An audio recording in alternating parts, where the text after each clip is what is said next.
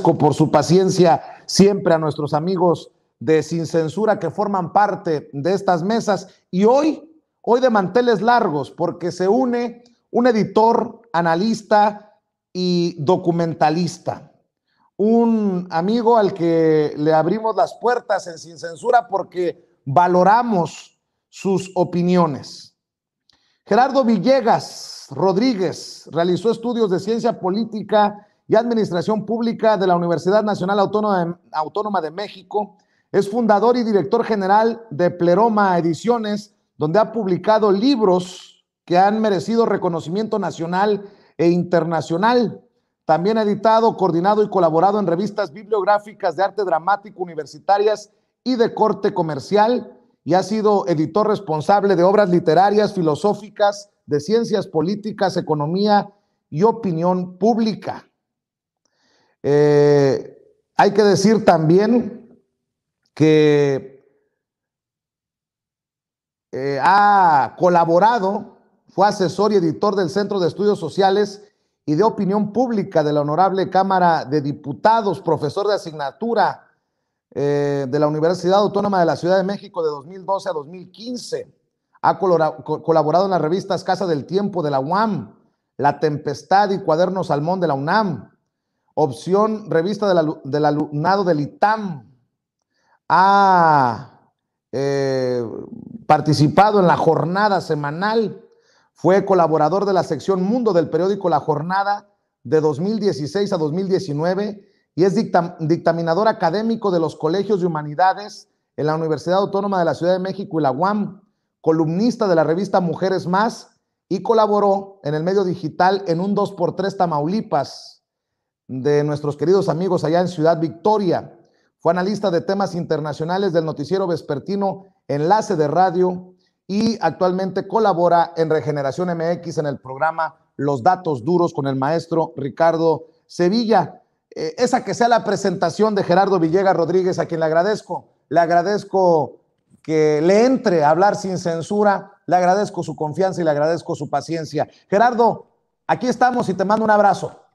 Muchísimas gracias, Vicente, un saludo a todo tu público y pues bueno, gracias por esa presentación tan apantalladora, pero en realidad pues es lo que se puede. Tan apantalladora, dice humildemente Gerardo. Saludo al maestro Ricardo Sevilla. ¿Quién mejor para entrarle a la mesa de diálogo contigo, Gerardo, que el maestro Ricardo Sevilla, coordinador de investigaciones especiales en Regeneración MX y miembro de esta familia Sin Censura? Ricardo, ¿cómo andas? Muy buenas tardes, muy buenas noches. Querido Vicente, público memorioso, muy bien, muchas gracias. Ya hasta puse aquí mi librero atrás para poder estar de manteles largos aquí con Gerardo Villegas, quien es un memorioso, un gran historiador y un intelectual hecho y derecho, no como esos que hay en la oposición, y me da muchísimo gusto. Estoy muy bien, muchas gracias, aquí compartiendo esta tarde de análisis. ¿Y qué mejor día para que don Gerardo se sume a las mesas de diálogo que hoy, que le dimos hasta por debajo de la lengua a un académico que se muestra de cuerpo entero soberbio, egocéntrico? No, qué cosas. Dice Sergio Aguayo, dice: Andrés Manuel López Obrador, y se lo dice a Latinus, Andrés Manuel López Obrador no puede contra los intelectuales. Le ganamos en aprobación social. Válgame Dios, ante esta declaración de un hombre que hemos incluso señalado de decir mentiras sobre nuestro corresponsal Rafa Herrera en su momento, nuestro corresponsal en Palacio Nacional, y ni una disculpa recibió nuestro corresponsal por las mentiras que publicó en el Reforma en alguna ocasión. Sergio Aguayo, quien falla a la honestidad intelectual. Gerardo Villegas, ¿cómo ves esta soberbia de los académicos que, pues como Denise Dresser, como Sergio Aguayo y como otros personajes, están cegados por el veneno contra López Obrador? Mira, pues yo creo que precisamente él proviene de una vieja casta de una camada de intelectuales que que se generan en el Colegio de México. Es decir, en el Colegio de México, si recordamos bien, antes de la década de los 90 y también en los años 90, y era un centro de élite, es decir, no era una escuela abierta, como por ejemplo la UNAM, en este caso, como la UAM, era un centro de estudios muy elitista, se hacían exámenes bastante rigurosos, filtros. Entonces él emana precisamente de esa élite, y su trabajo como académico, pues en realidad es completamente nebuloso y gris, y cobra notoriedad hasta el año de 1990, en pleno salinismo. Él preside la Academia Mexicana de Derechos Humanos de 1990 a 1996, y es donde da su paso, digamos, a la gran plaza de los intelectuales en aquella época del salinismo.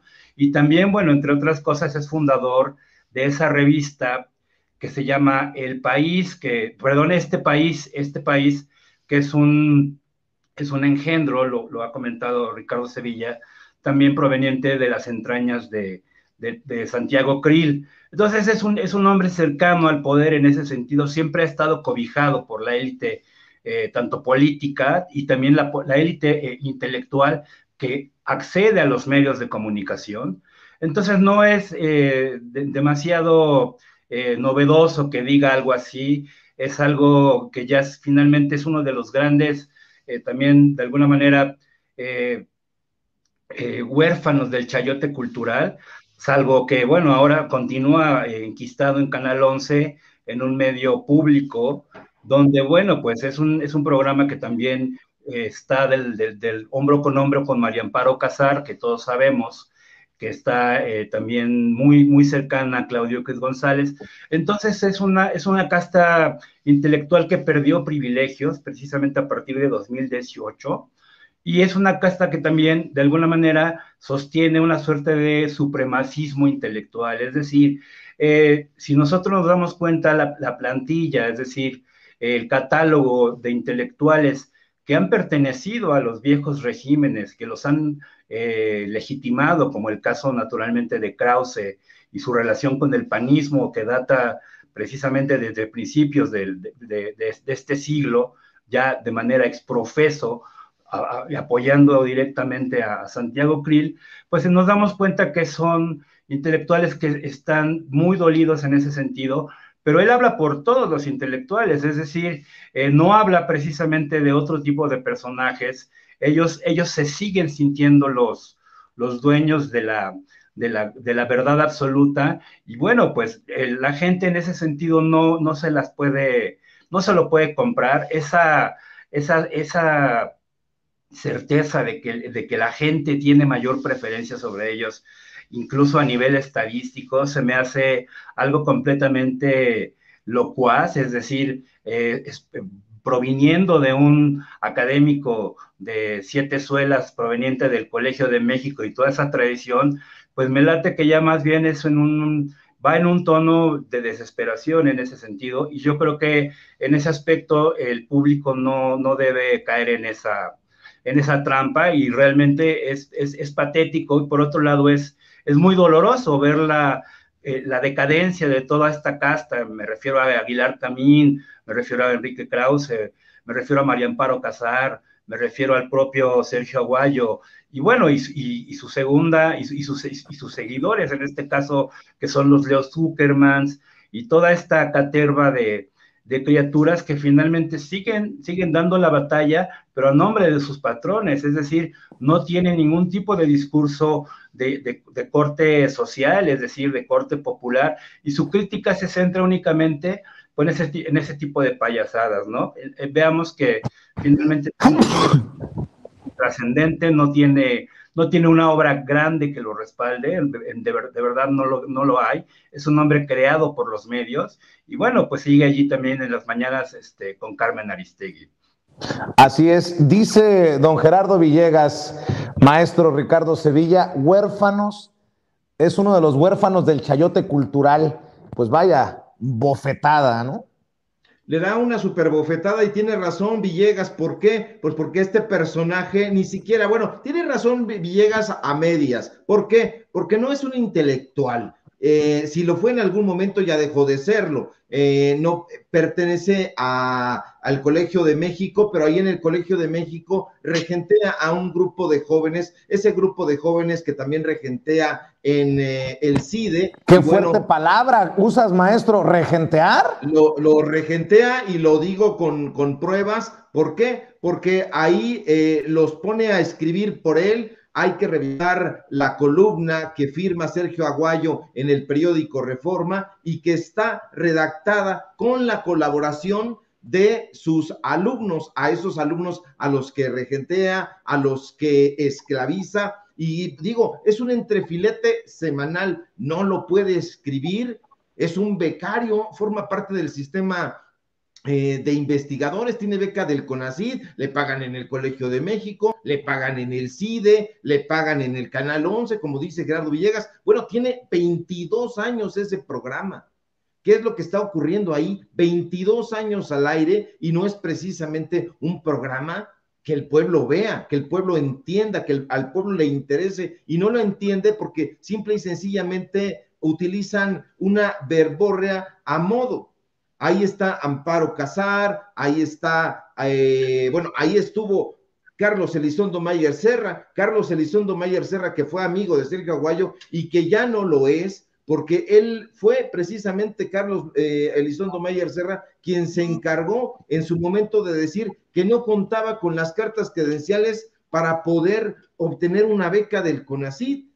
Eso fue lo que dijo su propio amigo y desde entonces ya no son amigos. Ahora es un personaje muy beligerante con López Obrador, es un personaje que se suma a las huestes de Junco de la Vega, al lado de Sergio Sarmiento, al lado de Denise Dresser. Y bueno, esta entrevista que da ahí a Fernando del Collado, hay que recordar quién es Fernando del Collado. Fernando del Collado es un personaje que se va a trabajar a donde mejor le paguen, porque ese es su sino. A la gente ha creído, muchas personas, que se trata de un periodista probo, no lo es, tiene un público al que ha sabido llegar a través de este formato del tragaluz, pero que en su momento le pagaron ahí en Multimedios, le ofrecieron una lana más, es decir, trabajaba ahí en Milenio, le ofrecen una lana más acá en la empresa de Roberto Madrazo, en Latinos, y se va corriendo para allá. Pero Fernando del Collado también trabajó en su momento para la mafia del PAN, para Consuelo Sáizar, para la esposa de Fernando García Ramírez, con la cual hicieron ese negocio, del cual en su momento ya estaremos dando cuenta de aquel catálogo, aquel libro que le regalaron, e incluso a Genaro García Luna, abusados, porque lo vamos a revelar en un par de días, ahí a Fernandito del Collado, a Fernando García Ramírez, y los vamos a encuerar como siempre hacemos, y es que la gente necesita datos duros, querido Vicente. Definitivamente necesita datos duros. Oigan, por cierto,